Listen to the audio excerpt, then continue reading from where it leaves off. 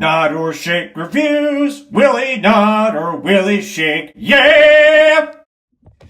Hello, Johnny here. Welcome to another thing of Nod or Shake reviews. Nod if it's good, shake if it's not so good. Either way, check it out because you might find your new favorite movie.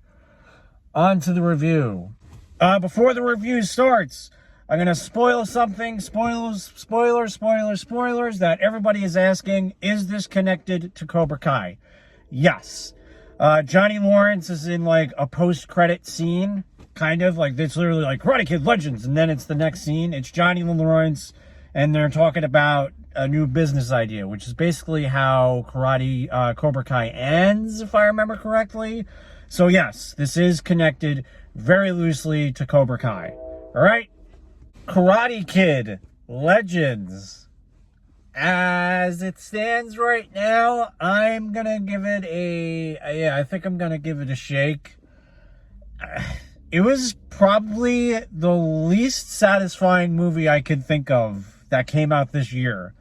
Like, it's not horrible. Like, it's not, I won't even say it's bad, but it's not good. I just was like, all right. Like, I felt nothing, and it's such a weird feeling to feel with Karate Kid, you know what I mean? Like, maybe if it was just another movie, maybe I would get away with it. I don't know. So one thing that there were a few things I really didn't like was it kind of felt like if Karate Kid was made for it's gonna sound so old, but like for the TikTok generation. It was just, there was one part, and I feel like this summarizes the movie. It's like, there's a new fight. Blah, blah, blah. And there were these, crazy colors and all this nonsense. The transitions were all over the place. And a lot of shaky cam.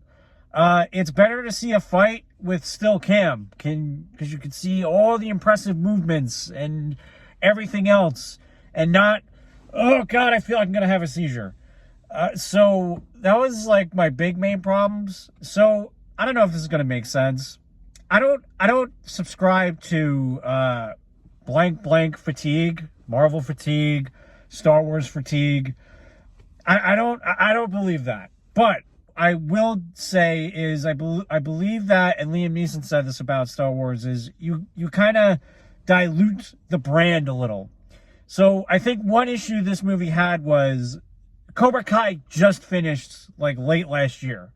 So we just said goodbye to these characters after not seeing them since the 80s, pretty much. If you don't count, How I Met Your Mother and all the other internet stuff that they were in. So it was nice seeing these characters come together again.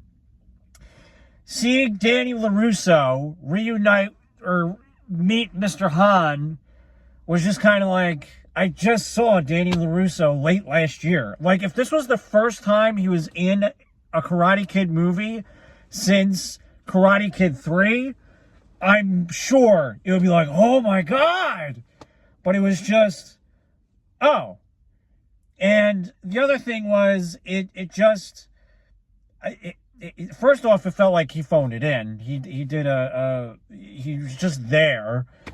And then they didn't really justify why he was there. Like, they said he was there to help, but like, I don't know. I think that was just, we got to figure out a way to, I would have made it like Mr. Han's training wasn't working or something was off. They just went like, I need a friend who can help. And I guess he helped. I don't know what made him make a better Karate Kid.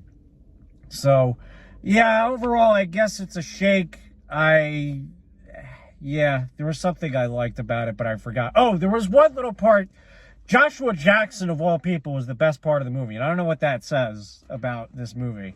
But there was a little storyline with him. I thought that would have been more interesting, of like trying to teach a completely different type of sport with another sport and try to mix it in, because Joshua Jackson was a boxer and the kid was trying to teach karate. I think, honestly, that would have been a better movie. But they more or less just made Karate Kid 5. So after 6 seasons of Cobra Kai. So, alrighty. Thanks for cringing. Bye-bye. Thanks for Quincy.